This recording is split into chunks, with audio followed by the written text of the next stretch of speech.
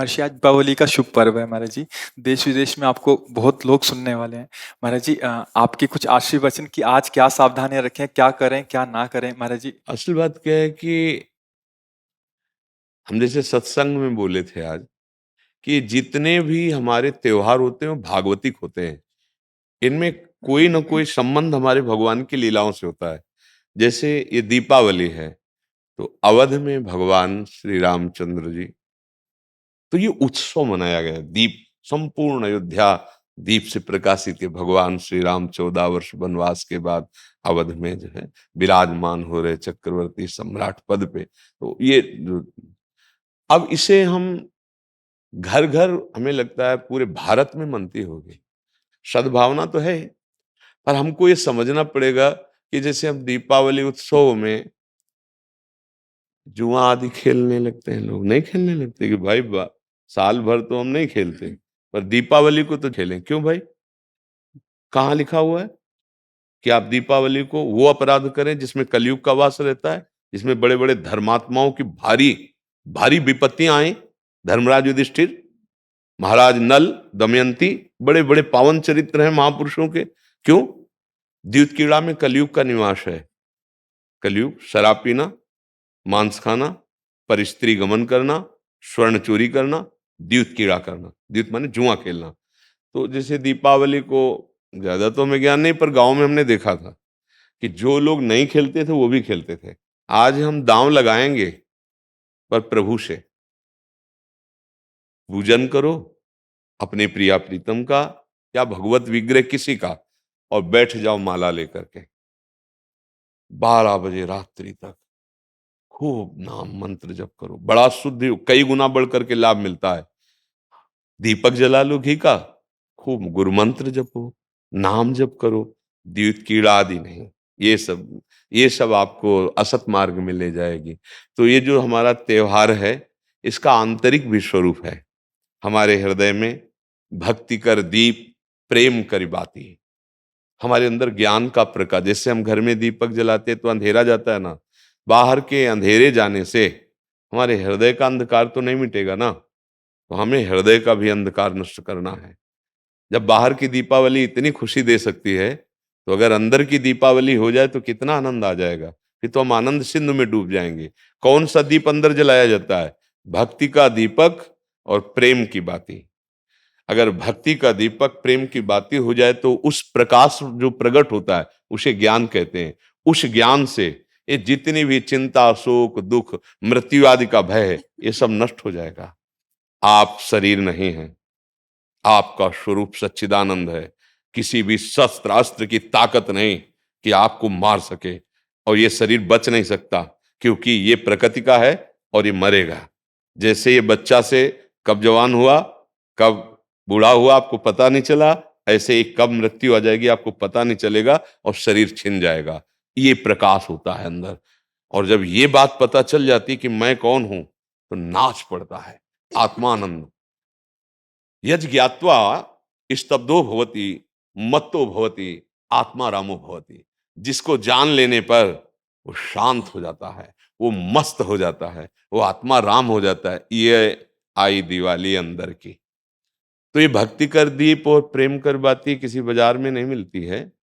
ये बाहरी दीपक और बाती तो बाजार में मिल जाती है, लेकिन ये भक्ति कर दीप, प्रेम कर बाती कहाँ मिलेगी? बोले साधु संगति करी अनुदिन राती। यदि भगवत प्रेमी महात्माओं का संग हो जाए तो दीपक भी मिल जाएगा, बाती भी मिल जाएगी, और प्रकाश भी हो जाएगा, और अज्ञान अंधकार नष्ट हो जाएगा।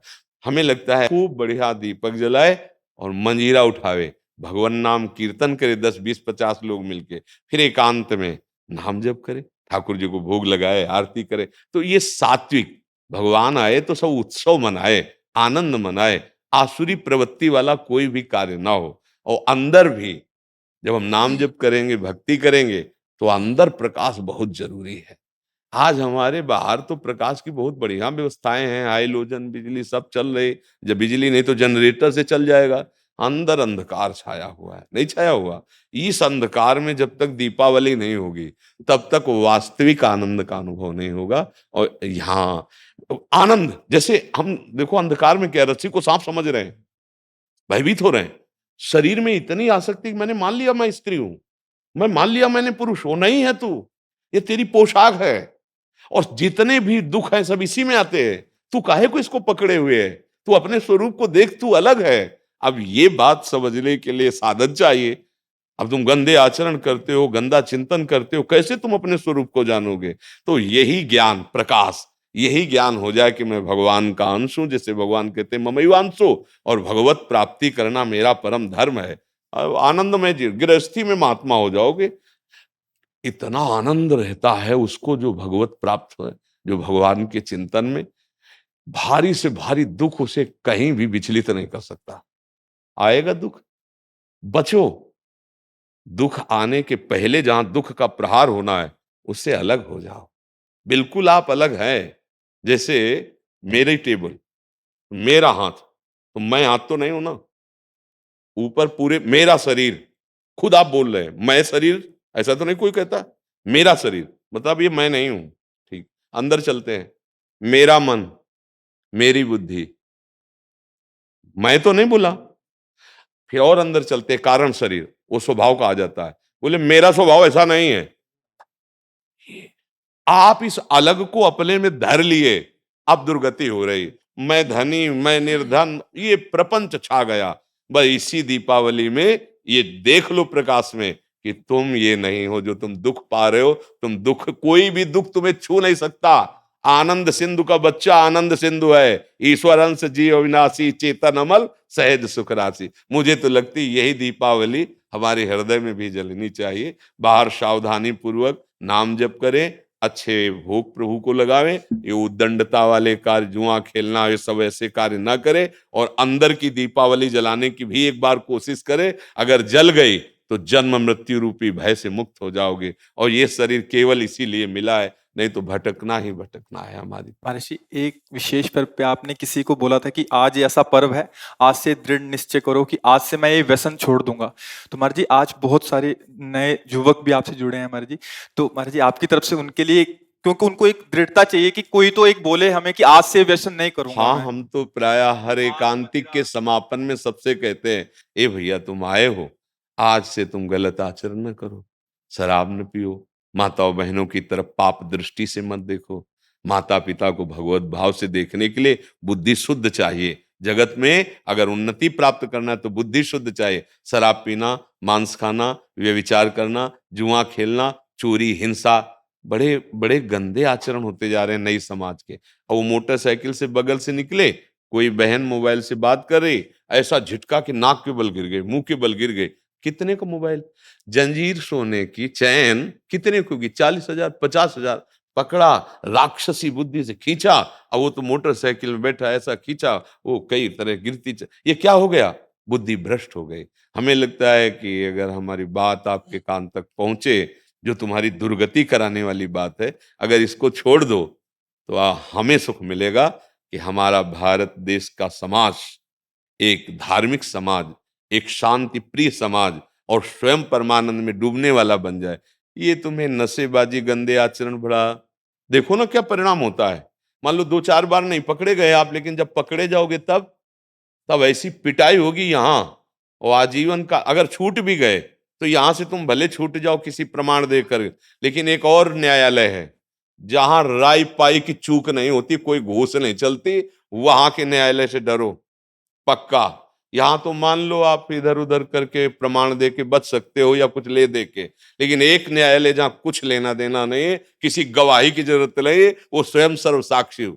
तो पाप कर्म का त्याग, गंदे व्यसन, गंदे आहार का त्याग, यही भारी उत्सव हो जाएगा। यही हम भेंट मांगते हैं जब कोई एकांतिक में कभी भाव आता है, तो ये कहते हैं आप सब ये गंदे आचरण यहाँ छोड़ जाओ, धाम है भगवान का। और जो मान लो ठीक कहा कि दिवाली का पर्व है, तो कुछ न कुछ लेन देन भेंट होती है ना। भाई कोई परिजन आए, उनको खवाया खवाया पियाया कुछ, तो हमारी प्रियता यही है कि तुम सुखी रहो, तुम स्वस्थ रहो, तुम मुस्कुराओ, तुम आनंदित हो। कैसे? अच्छे आचरणों से, भगवान नाम जप से। अगर बुरे आचरण करोगे तो भाई तुम्हें रुपया शांति नहीं दे सकता। देखो, कोई वो चूक ना कर देना जो घर में, गांव में और समाज में आप ऐसे उठा के ना देख पावे। मात्र कुछ चंद रुपए के कारण जब हमारी बात बिगड़ जाती है, तो हमारी पदवी और समाज की प्रियता सब नष्ट हो, एक गलती ने पूरा मिटिया मेट कर दिया। कोई अधिकारी जी थे तो उन्होंने मात्र 10,000 रुपए की वो प्रियता में उनको, उन्हीं के अधिकारी जन जो क्राइम विभाग कहते हैं, वो उनको ऐसे बुरी तरह पकड़ के ले जा रहे थे। तब मुझे किसी के दबाव और प्रलोभन में आकर कभी वो मत करना कि एक न्याय और विभाग है, वहां तुम्हें कटघरे में खड़ा किया जाए, क्योंकि सबका न्यायाधीश श्री कृष्ण है। वो जब न्याय करता है तो वहां किसी गवाही की जरूरत नहीं रहती। आपका पद, आपकी जो योग्यता, वो हमारे समाज के मंगल के लिए, आप नमक रोटी खाओ, भले आप कष्ट से जियो, लेकिन आप आंख झुकाने वाले नहीं बनो। आंख में आंख डाल के बात करने की क्षमता रहे और अपने पद के द्वारा अधर्म को दंड देने की क्षमता रहे। अगर आप गलती कर दिए तो पढ़ाई लिखाई, माता पिता, समाज, इससे आप आंख नहीं मिला पाएंगे, सब व्यर्थ हो जाएगा। ये क्यों व्यर्थ हो जाता है? जब हमें ये बात समझ में आती कि धन में सुख है, बुद्धि भ्रष्ट हो गई, पतित हो गई बुद्धि। नहीं, धन में सुख नहीं, धर्म में सुख है। आप देखो ना, बहुत आप अधर्म पूर्वक धन ले तो आप देखो आपका परिवार बिखर जाएगा, अशांति पैदा हो जाएगी। ऐसी संतानें पैदा होंगी जो आपको हर समय देखकर जलाती रहेंगी। पक्का विश्वास मानना, अधर्म के धन से कभी सुख शांति नहीं मिलती। और ये अधर्म तभी होता है जब हमारी बुद्धि खराब हो, और बुद्धि खराब तभी होती है जब ये 6 बातें होती हैं। पक्का समझ लेना, शराब पीना, मांस खाना, परिस्त्री से या परपुरुष से व्यभिचार करना, और हिंसा करना, और चोरी करना, द्युत कीड़ा आदि चोरी करना, जैसे ये चोरी ही मानी जाती है। अधिकार के विपरीत आचरण करना चोरी ही मानी जाती है। ये जब होगा तो कलयुग बैठ जाएगा, कलयुग को ये स्थान दिए, और कलयुग जब बैठ जाएगा तब दुर्दशा करा देगा। एक बड़े धर्मात्मा महापुरुष की बुद्धि में बैठ गया कलयुग, वो मुकुट लगाने के कारण जरासंध का, तो एक ऋषि के गले में मरा हुआ सर्प डाल दिया और कारण बन गया मृत्यु का। 7 दिन में तक्षक काटेगा, ऐसा संगी ऋषि ने शाप दे दिया। इसलिए बहुत सावधान। हाँ, हमारे पास भगवान की कृपा से जो आपका आना हुआ है, आप नशा रहित, आप गंदे आचरण रहित एक अच्छे मानव बने, तब आप में देवता बनने की सामर्थ्य आवे, दैवी संपदा आवे। फिर आप चाहो तो नारायण बन सकते हो। जब नारायण नर बन सकता है तो सीढ़ी हुई ना, तो आप इसी से चढ़ सकते हो। नर नारायण बन सकता है क्योंकि हम उसी के अंश हैं। तो इसलिए सत्संग का लाभ लें और व्यसनों को त्याग दें। वृंदावन में बैठे हो, अगर नियम ले लो तो बहुत बड़ा सहयोग मिल जाएगा। कि भाई कोई कसम खवाई जाती है तो मंदिर में नहीं चखा जाता, चलो मंदिर में। तो एक मंदिर क्या, यहाँ तो धाम है 84 कोस ब्रज, यहाँ नियम ले लो, शराब नहीं पिएंगे, मांस नहीं खाएंगे, पराई माता बहन को गंदी दृष्टि से नहीं देखेंगे, चोरी नहीं करेंगे, जुआ नहीं खेलेंगे, हिंसा नहीं करेंगे। ले लो अंदर से। जो नहीं करते हो तो धन्यवाद के पात्र हो, जो करते हो तो बताने की जरूरत नहीं, नियम ले लो, मंगल हो और जाएगा। जो यूट्यूब से सुन रहे हैं, सोशल मीडिया से सुन रहे हैं, वो कैसे लें? हाँ, जब हम बोल रहे हैं तो वचन कान में गया और वो साक्षी मान ले, वो हमारे वचन को साक्षी मान ले, संत वेश को साक्षी मान ले, और उनको पावर न मिले तो बताना। जो दवाइयों से तुम नशा नहीं छोड़ सकते, बात मान लेना, वो पावर आपको अपने आप पहुंच जाएगा। जैसे पिछले में कोई बोला जी था महाराज जी। कि हम अपने परिवार के मांस मछली ये सब छोड़ दिया हाँ खाना, महाराज जी, पिछले बैच में महाराज जी। पिछले बैच हाँ, में बोला कनाडा था। से आए। हाँ, क्या हम कभी मिले हैं? ना कभी देखा है। हुआ क्या? उसने बात मान ली ना, साक्षी मान ली, तो ये शब्द ऐसे नहीं निकल रहे हैं। ये ये मनोरंजन नहीं है। आप सच्ची बात समझना, ये केवल आपके कल्याण के लिए निकल रहे हैं, और आप पकड़ लो, इनमें ताकत है। जैसे आपसे कह दे कि आज से शराब ना पीना, आप नियम ले लें, तो आपकी जो दिक्कत होगी छोड़ने की, वो आपको पावर मिल जाएगा। क्योंकि भगवान छुड़वाना चाहते हैं ना तो सामर्थ्य भी देते हैं। ये केवल ढांचा भर है, काम उन्हीं का हो रहा है, वो ही कर रहे हैं। अगर वो ना करें तो इस ढांचे में बोलने की सामर्थ्य नहीं, आप सच्ची समझ लेना। ये दिमाग जो काम कर रहा है हमारा नहीं कर रहा है, इस शरीर का। हाँ, ये श्री कृष्ण का कर रहा है, ध्यान रखना। तो वो तो अपार सामर्थ्यशाली है। हाँ, ये शराब मत पीना, तो मत पियो, आप देखो आप में सामर्थ्य आ जाएगी। आप ये वचन पकड़े रहना, जहां भी होगे वहीं श्री कृष्ण है। जहां भी कोई कण और कोई क्षण ऐसा नहीं जो श्री कृष्ण से अलग हो।